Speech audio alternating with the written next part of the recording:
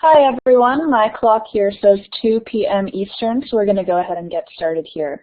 Thank you for joining iNACOL's June Leadership Webinar. Today we'll be exploring the functional requirements for integrated systems to optimize student-centered learning.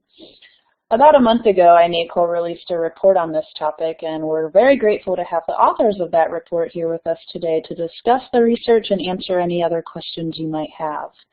My name is Natalie Abel, and I'm a program manager here at iNACOL, and I'm going to be helping to moderate and facilitate Q&A at the end. So a few administrative items before we get started. You'll see a chat box in the lower left-hand corner. Please introduce yourself, say who you are, where you're from, what you're hoping to learn today, and if you have any initial questions here. And please also ask questions here, and we'll be sure to address those in Q&A at the very end. And today's webinar will be recorded and archived on the inacol.org website, so you can refer back to this at any time in the future if you need to. And we will send you all a link following today's webinar directly to that resource. So with that, I'm honored to turn it over now to Liz Glowa to kick us off. So Liz, turning it over to you. Thank you.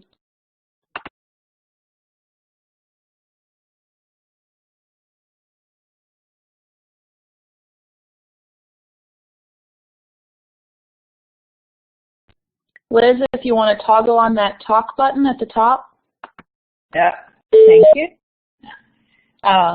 Thank you for joining us this afternoon. Jim and I had the pleasure of working together on a paper for iNACOL and Nellie Mae that was really looking at what is student-centered learning, what are the characteristics of student-centered learning, what are the implications for technology when you're doing some student-centered learning, and then what could a possible integrated information system look like?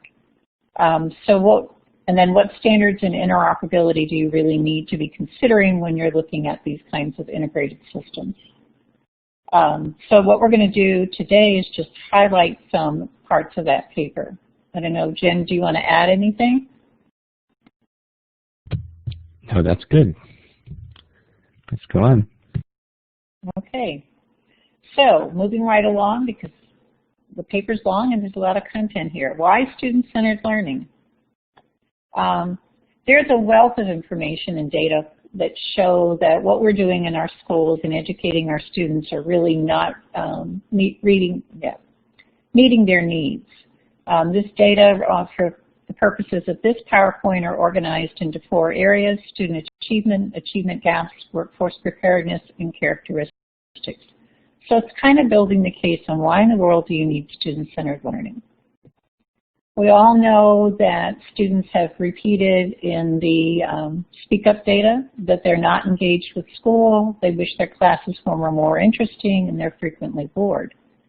Some of the results of that are that we have only 19% of our students fail to graduate from high school in 4 years.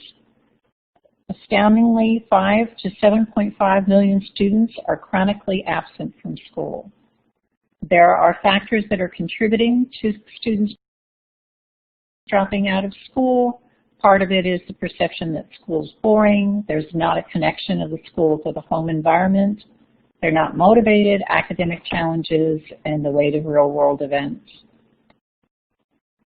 We know that there are achievement gaps excuse me, based on race. There are also achievement gaps based on income, on whether or not a student is a native English speaker, between students with disabilities and students without disabilities. These gaps increase as students get older, so that at the high school level, the gaps become increasingly significant. Again, to me, just kind of an astounding piece of data is that 28 to 40% of our high school graduates who enter 2- and 4-year institutions have to take remedial courses. The data on students who have to take remedial courses is those who have to take it drop out of college at a much higher rate than students who don't. So this whole achievement gap starts young and just continues to build and get worse. Another area to look at is workforce preparedness. 65% of jobs are going to require some level of post-secondary education. Even with that, Employers are saying they're finding it's difficult to find employees who have the appropriate soft skills like work ethics, accountability, motivation, the capability to perform non-routine skills, and the ability to adapt and contribute as the demands of their jobs change. The majority of adults say that they developed most of the skills that they use in their jobs outside of school. And then we know that today's learners have grown up in a digital world. They are independent thinkers, multitaskers, they love to collaborate, they're absolutely digital learners, and they're high-tech users. And yet our schools really have not adjusted to these changes. One of the areas that has had an impact in creating more engaged students with increases in achievement levels as well as with student ownership is student-centered learning. When an institution takes on student-centered learning, and more districts and schools are, there is a huge impact on the whole institution and every aspect of it. It impacts what you're doing in standards and curriculum. It impacts the pedagogy and instructional strategies, facilities and materials, infrastructure and technology, policy and operations. So this is a significant transformation when schools and school systems enter into student-centered learning. The Nellie Mae Foundation has been an absolute leader in promoting and supporting student-centered learning. They developed 4 tenets based on mind and brain sciences, learning theory, and research on youth development. The tenets are that learning is personalized, it's competency-based, it happens anywhere, anytime, and that students take ownership over their learning. When these 4 tenets are put into play, it creates deeper learning, and that deeper learning leads to students to being able to master what they need to know and be able to do to succeed in college careers and in civic life.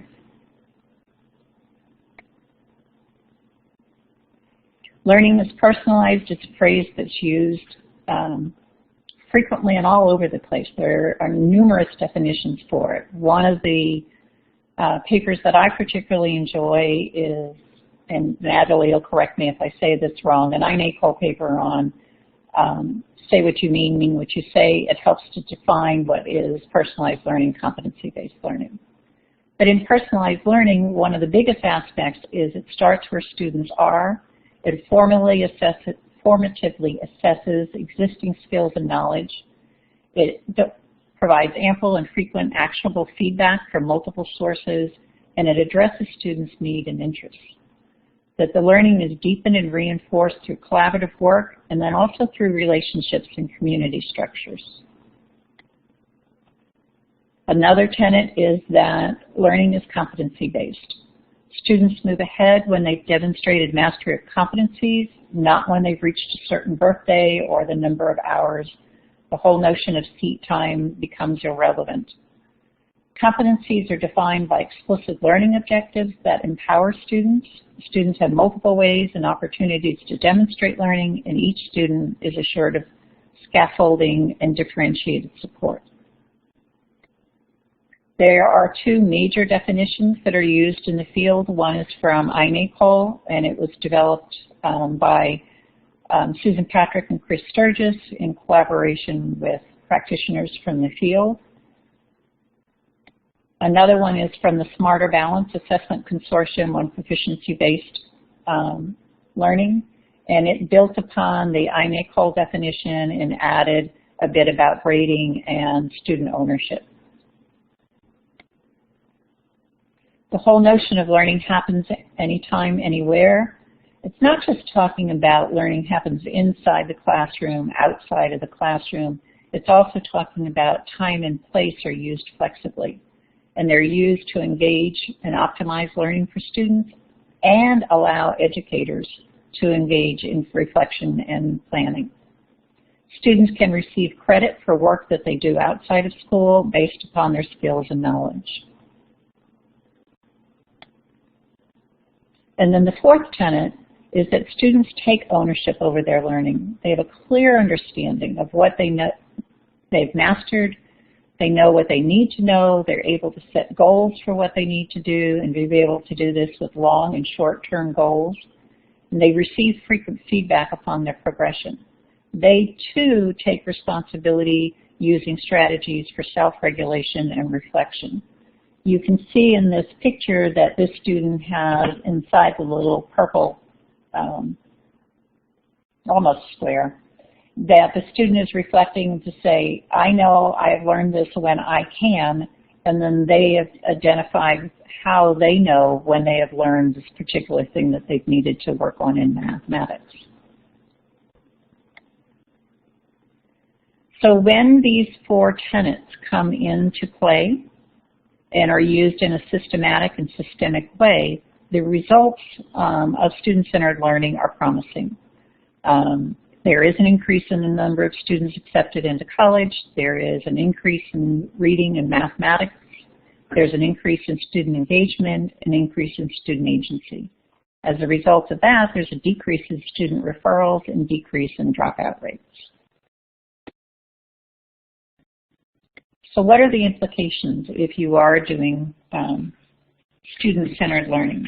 In the paper, the way that we looked at this was to take a look at it from user scenarios, so that what you have is user scenarios that involve students, user scenarios that involve teachers and parents, school leaders, and district administrators. These user scenarios are designed around elementary as well as middle school, secondary students, and are taking a look at it with one is a student personalized learning, student ownership, another one is competency-based learning and extended learning options, anytime, anywhere with extensive community involvement. And the paper goes into more detail than what is on this slide. Equally important from viewing this from the student perspective is if you're doing student-centered learning and you're a teacher, what does it look like for a teacher? What does it look like for a parent? What do school leaders need to be able to do and know? So within the paper, there are a variety of scenarios that we examined. At the core of each of these scenarios is this focus on student-centered learning, also an alignment of competencies and standards to content assessments and reporting, and the use of evidence-based approaches and data regarding student progress. And that student progress is used to inform not only the student and the teacher, but also to inform educator and district practices. So that when you start looking at accountability at a district level, student progression and student learning becomes part of that accountability system. So this requires the transformation of basically what we've been doing with teacher-centric learning to a student-centric cycle. And in this student-centric cycle, this is just a diagram of it, starting with co-planning. Students are co-planning with their learning team. The learning team includes the teacher, the coach, it can include parents, it might include other people within the school. It also will include people within the community, depending upon the student. So this co-planning occurs, and I'm going to read the process, sorry. The student, teacher, and others involved in the planning use data, including data in the student learning profile, to review what the student knows and needs to know, as well as what the student wants to learn beyond the required outcomes.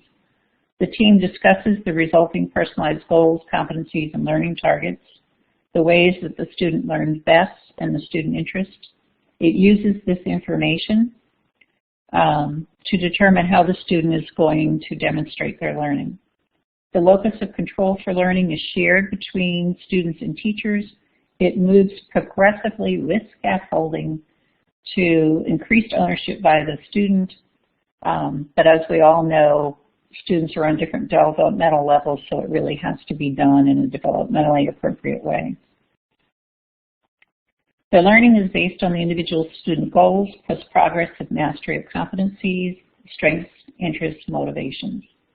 From this co-planning process, a personalized learning plan is developed that includes the goals, competencies, targets, in selected ways. Then the team selects what resources that they want to be able to use during the learning process. The learning cycle continues with ongoing feedback, and Jim will talk about this more, on multiple measures of student progression. The learning cycle is continuous. If the student demonstrates proficiency or mastery, they can move on to the next competency or into deeper learning within that competency area. If they have not learned it, then they'll go back, review and revise. It might be that you revise strategies, you revise resources, and you go until the student has mastered that or until it's determined that you want to come back at that at a different point in time. And then it goes back into this co-planning cycle. And those are the steps I just went over.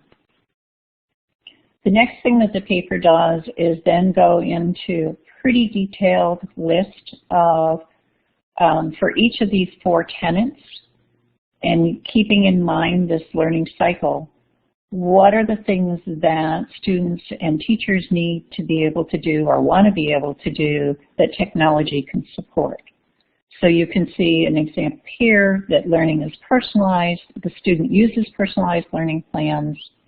The students co-construct these. They can receive feedback on their activities.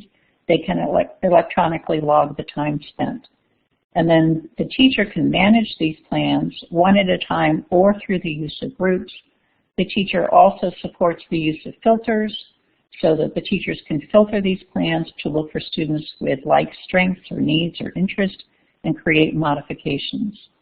The teachers can also provide online feedback, and it can be in the form of written comments, percentages, rubric scales, grades, audio, video, but the information systems need to be able to support these kind of activities. And there's a long list in that paper. Following the tables, there are implications for parents, advisors, mentors, internships, school leaders, and district leaders. In all of these instances, what you're going to see is there's a huge reliance on being able to use personalized tools, resources, strategies, collaboration, and a robust use of data reporting. Which of these functions a teacher, school district wants to use is really going to depend upon the role, and it also depends upon the models of what student-centered learning is being implemented. If you're doing student-centered learning and it's a project-based approach, then you're going to be pulling out from these lists of what I want to be able to do with technology, those things that are really highly relevant to project-based. If what you're doing is something that's tremendously community-based and you're doing internships and you have community involvement, you'll be looking for the factors that are with that. So it's not saying that what's in this paper and this long laundry list of all these different things you can do with technology, that you're going to do everything, but you're going to be able to go through and select and get some ideas of things that you could do. All of this then forms the basis for the design and selection of technology systems within an integrated system. So at this point, Jim is going to talk about designing for student-centered learning. And Jim, I'm going to turn the control of the pacing over to you. Okay, thank you, Liz. So I want to start with why an integrated learning system. And the answer is simple. There isn't one system that does it all. And even if there were one system, it would quickly become obsolete. By integrating components into one system, it allows the system to draw on the best in the world resources and technologies at the time, and a rich set of resources to meet the needs of every learner.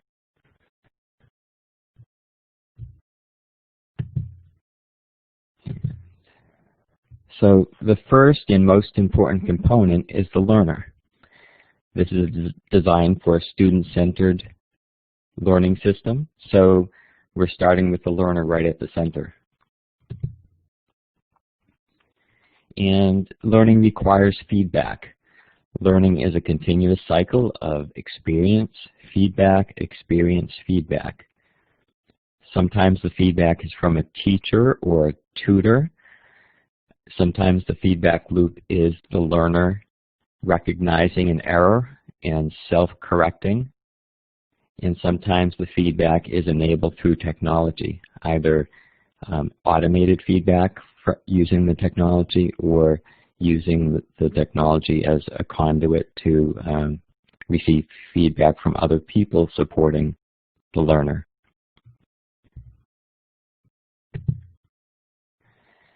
In this design, we consider 3 levels of learning feedback.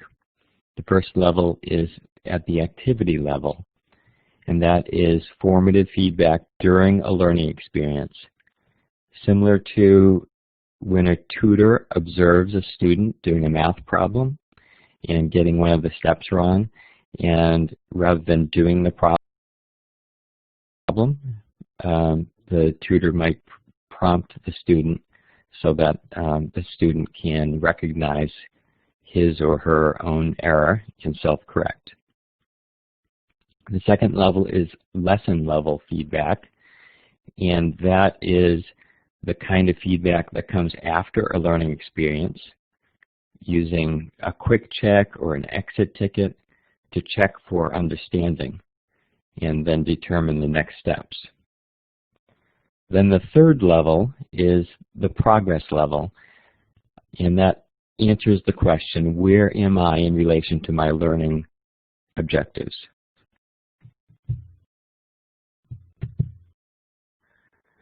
We've organized the system functionality into some key categories: the online learning environment functions, content, and applications that the learner will access through the online environment,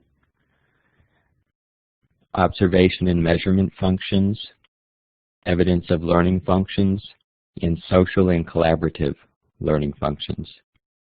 Different systems may bundle functional components differently. The paper includes a conceptual design showing the key parts and how they need to integrate. And that's what I'm going to show you part of next. So let's take a look at the online learning environment functions.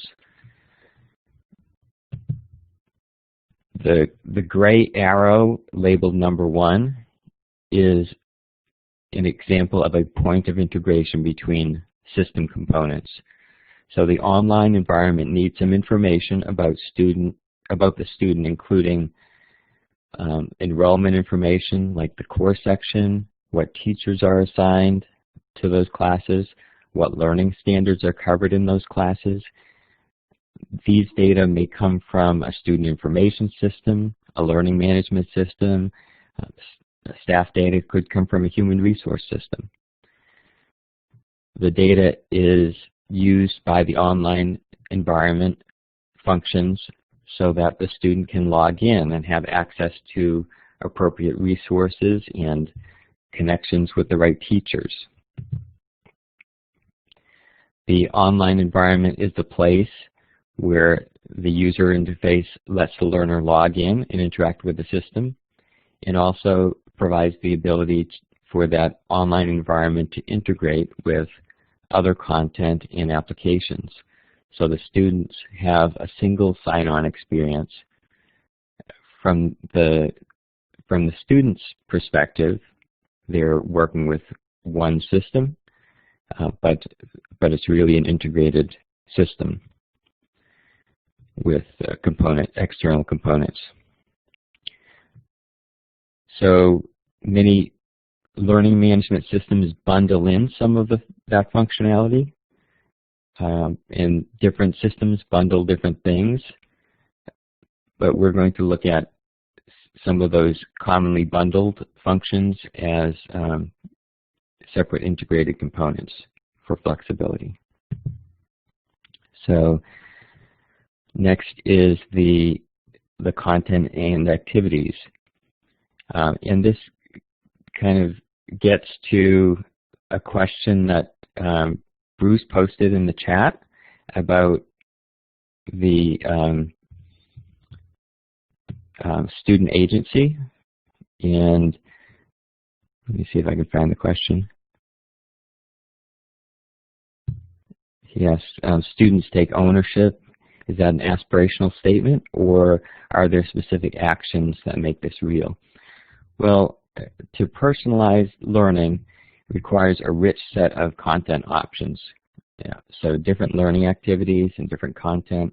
In one way in which students are given ownership and agency is to provide some student options so that the student can make some decisions. And this is especially enabled when in blended models where some of the learning is taking place online, and the student can be presented with an option of, what do you want to do next? Do you want to learn more about this concept using a video, or would you like to read a chapter in the online digital textbook, or would you like to jump into some practice activities or use an online game? So giving some choice and voice to the learner. So the student sees these online activities as part of one system, thanks to the application integration. And but I should also mention offline activities. So this technology can support offline activities as well. The content presented online could just be instructions for an offline project-based learning activity, or a link to resources used in the offline activity.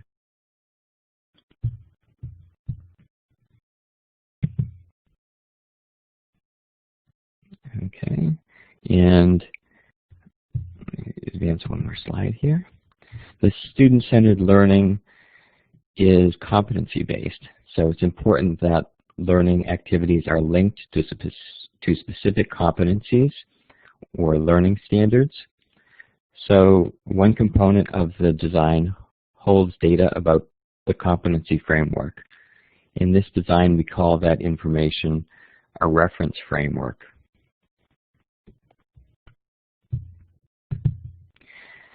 And the integration point you see on the slide labeled number 3 is linking content and activities to nodes within that reference framework.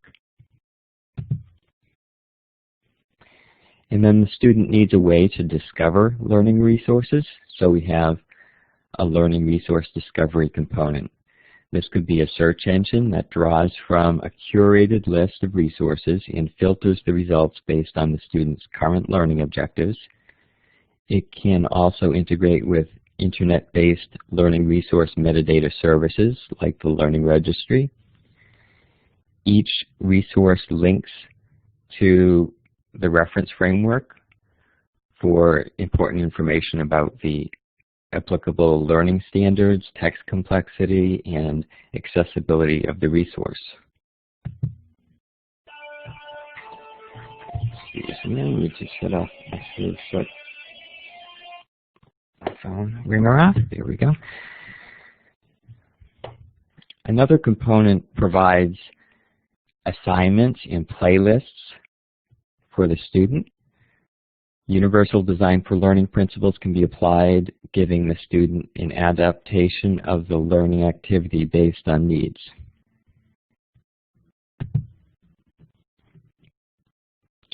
And learning maps help learners see the bigger picture. This could be a long-term view, such as, if you want to be a dentist, here are some things you need to learn in high school to be best prepared for that post-secondary dental education. Or it could be what competencies are needed to complete a course in a typical sequence through those competencies. The learning map is not the student's personalized learning plan, but it provides some general guidance about things like the sequence of learning. Now let's look at the next functional area, and that it has to do with observation and measurement functions.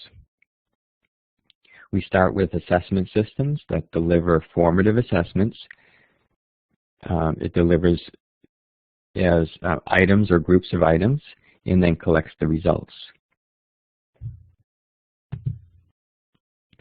Every assessment item is linked to one or more nodes in the reference framework.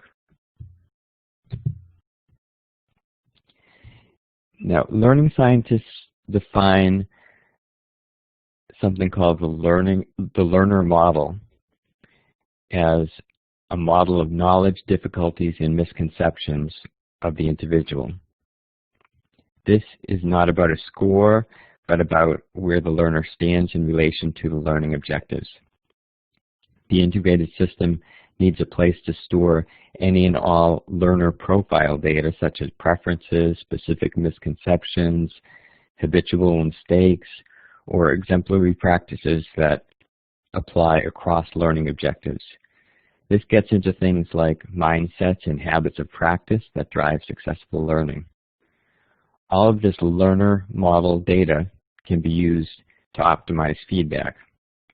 Now, some of the data comes into the learner model database through a tool like a profile editor, so it's manually entered. And other data come in automatically it can be captured through the assessment system or as part of the data collected during the student's interaction with learning activities and content. And we include components for rubrics, for defining rubrics and scoring.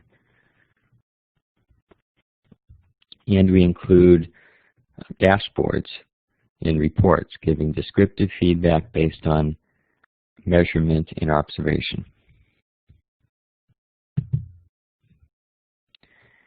When students engage in online learning experiences, every action that the student takes can become valuable data for use by teachers and the system to inform the student's learning. It's important for a teacher to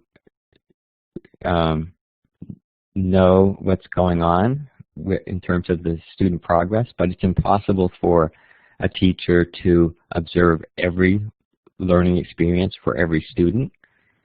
But the rich set of data that can be captured during online learning experiences, during hours and hours of online learning experiences, can be distilled down into an at-a-glance report, some at-a-glance indicators for teachers and students, so that they can take a lot of information about the learning as it's happening and put it into actionable decision points.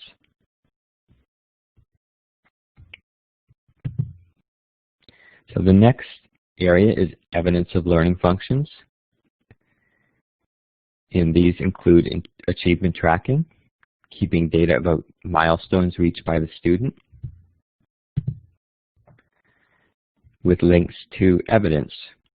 Evidence can include assessment results, learning experience records, portfolio entries.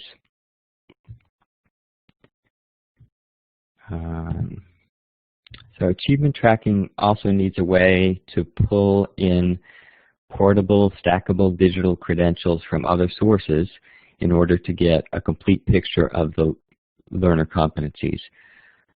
A transcript with letter or number grades from another school system, if a student moves, is not good enough for competency-based student-centered learning.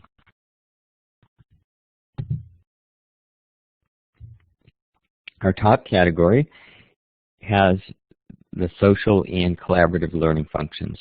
This includes tools like discussion boards, drop boxes, online communications between students, teachers, peers, and any other supporting roles. And then we have recommendation and analytic engines to support decision making.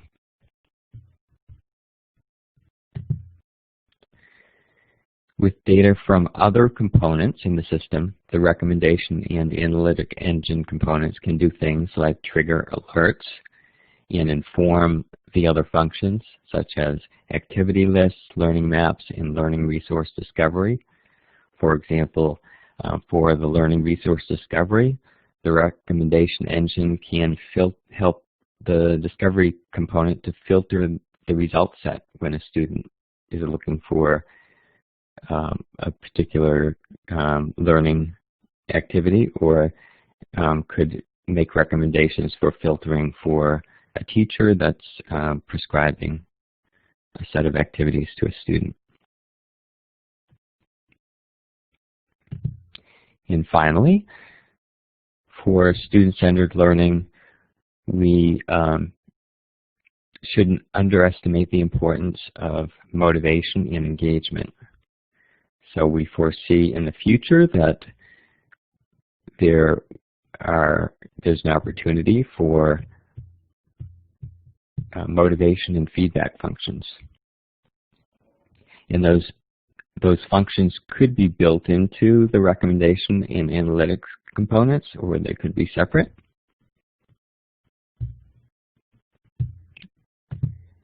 Okay, and this design that's presented in the paper is student-centric, but we recognize that educators need to interact with many of the same components through an educator-centric online environment. And that's what these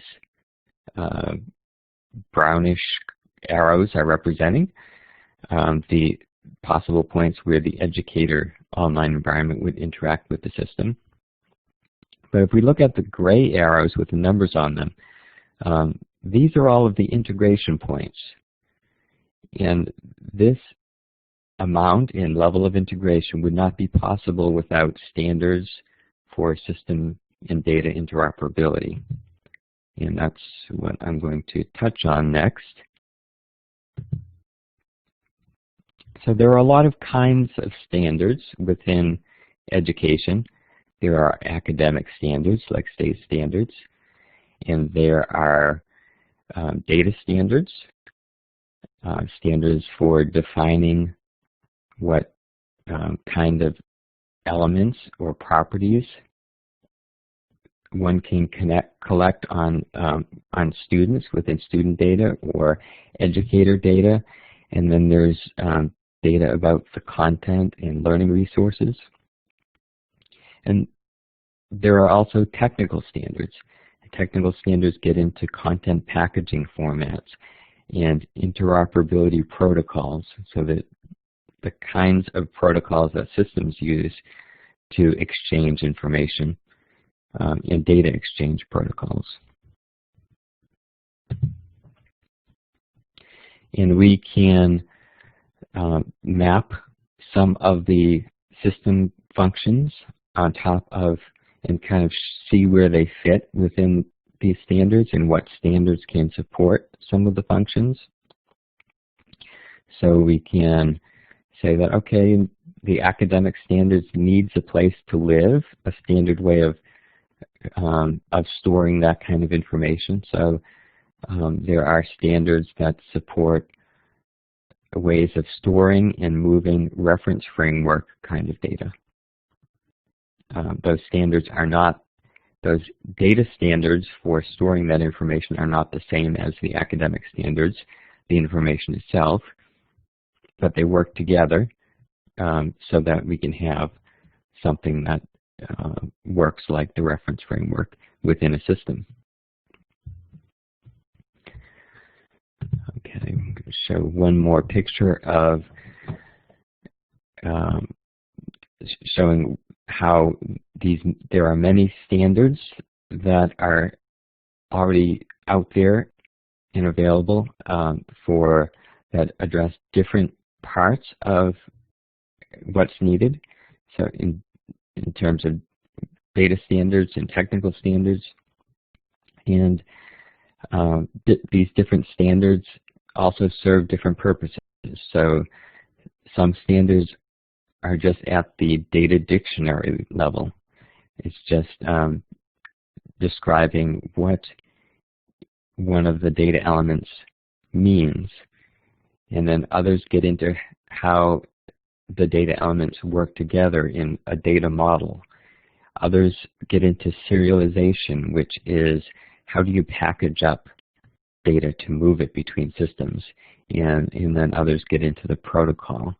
And that's specifically how the two systems might communicate.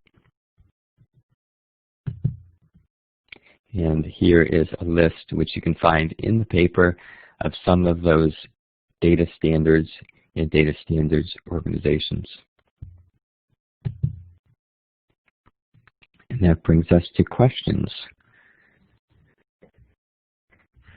Thank you, Jim and Liz. What a wonderful presentation. Bruce Harrison asked a great question. He mentioned that he has not seen platforms that include highly developed tools for recording student preferences, common misconceptions, habits, and so on, including ways for students to enter information. And he noted that this seems like a very important component, and he's wondering who does this well, if you can provide any insights on that for him.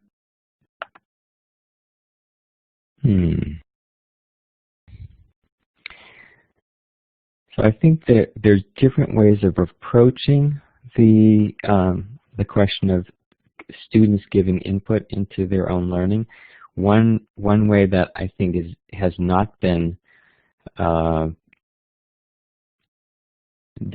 enough or well enough is to give students choices. It's one thing to try to develop a student profile based on some kind of survey or tool that might look at to try to figure out what the students' learning styles are. But some of those theories about learning styles have been debunked. And the truth seems to be more that students have preferences, but those preferences may change during based on circumstances and over time. And so the system needs to be able to track with those preferences. One really effective way of tracking with those preferences is to keep asking questions instead of having a fixed profile. It's a dynamic profile. And I can't think of any example where it's really being done well. Liz, can you think of anyone? When I look at all the things that you have within the list of recording preferences, common misconceptions, habits, and so on, I can't think of a single tool that does all of that. I can think of tools that do parts of that, and that's part of why Jim and I were looking at, you really need an integrated system because this may come from different tools. This whole concept is one that the Gates Foundation, Nellie Mae, and Lumina have been very interested in funding, and they are our emerging tools. Give us some time and we'll come back probably in the blog and tell you what some of those emerging tools are. At the higher ed level, Lumina has worked pretty extensively with the people who, I lose the names off the top of my head in terms of their actual tools that they've done, but David Wiley's been working with one that's really good at doing this for higher ed. And then there is another one that came out of all the research and personalized learning that Carnegie Mellon has been doing. And they're just honestly still in the pilot stage. And this is like the third year of their doing piloting, but there's promise for those tools. So can we come back to that one in the blog, Natalie? Absolutely. So if anybody else has any questions, I encourage you to enter them into the chat box now. We had one other question from Jamie Smith. about what are the best ways to balance personalized learning with the need for social learning groups, if you want to address that.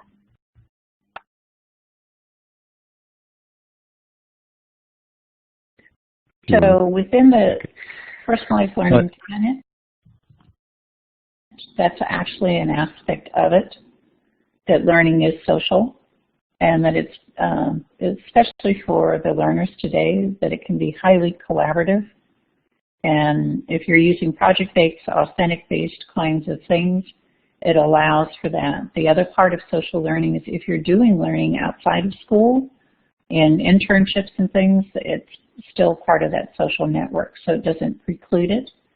There are times when individualized learning, when you're learning a process, for example, is very helpful. So it's not an or none kind of situation. Jim, you were going to say something, I think. Well, I was thinking that in my generation, we think of social as more face-to-face than younger generations. We really think the word social is equivalent with online. So online gives an opportunity to do both at the same time. There can be collaboration on a project, and at the same time, there can be embedded assessments in the online experiences that are checking for individual levels of understanding about concepts and ability to apply knowledge to a project.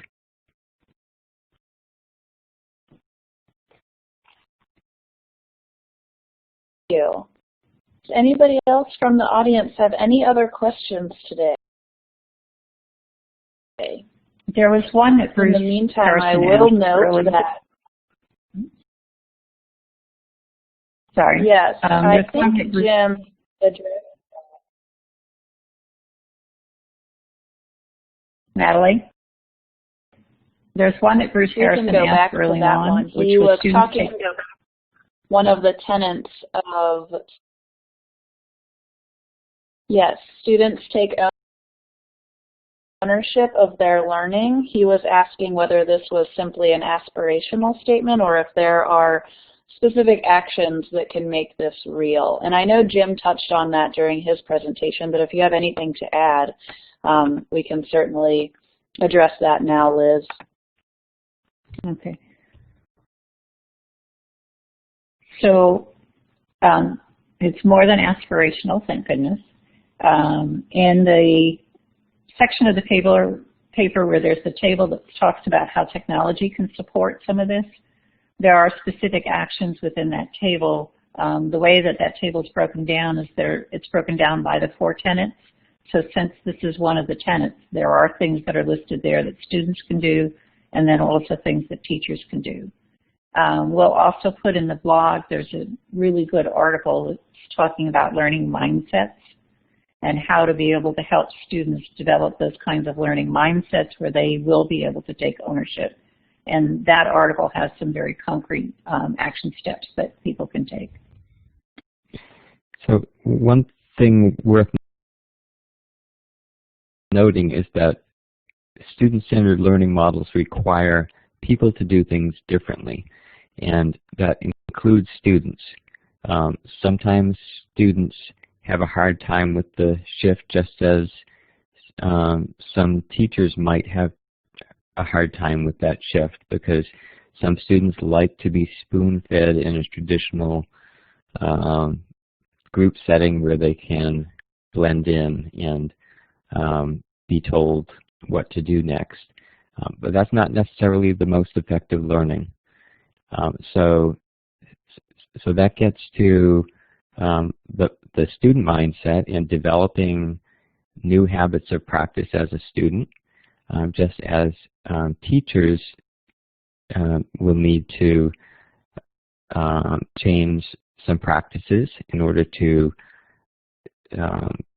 adopt student-centered models, and mindsets involved for educators as well. And another thing that's worth mentioning in terms of the kinds of resources that are needed to give students a rich variety of choices in the ways in which they learn. It requires educators to work more in teams. And we can't expect one teacher to be able to curate all of the resources needed to give every student in the class the kind of rich choices that we'd like to see. So, but a team of educators working to curate the resources is more likely to be possible. And with digital content and reuse, that libraries of rich resources can be built up over time, and the technology becomes an enabler.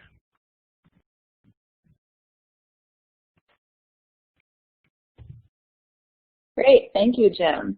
We had another question from Bruce, and he asked if there's been research done to discover whether these approaches work equally well at all levels of ability. If you can speak to that. So I know there is research going back a while about fitting learning activities to the level of the learner. So we have things like the zone of proximal development and learning theories like that, and research that supports that. And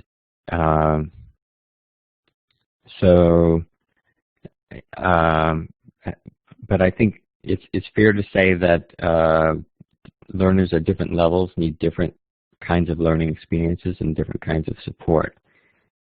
I can't think of specific research to point to, but maybe that's another thing that we can point to more specific research in the blog afterwards. There's also discussion thread, or there's also research that's been done on how you learn different contents. It requires different approaches, and so when you, Jim, if you're going to put anything in about different learner characteristics, maybe also put in the stuff about the content task demands. Okay.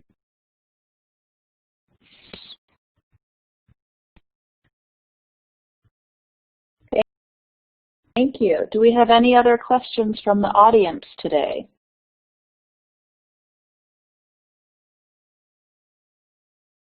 We can stick around for a couple more minutes, and I will also let you know that we recently released a new report on promising state policies for personalized learning, and we are holding an upcoming webinar on June 21st to feature that report as well. So you can check out our the events portion of our website and sign up if you are interested in that. And other than that, we can stick around for a few more minutes if anybody else has any questions. But thank you all very much for attending. Thank you to Liz and Jim. It was a wonderful presentation, very informative. And check out the full report for more information. And to answer some of these other questions, stay tuned for the blog.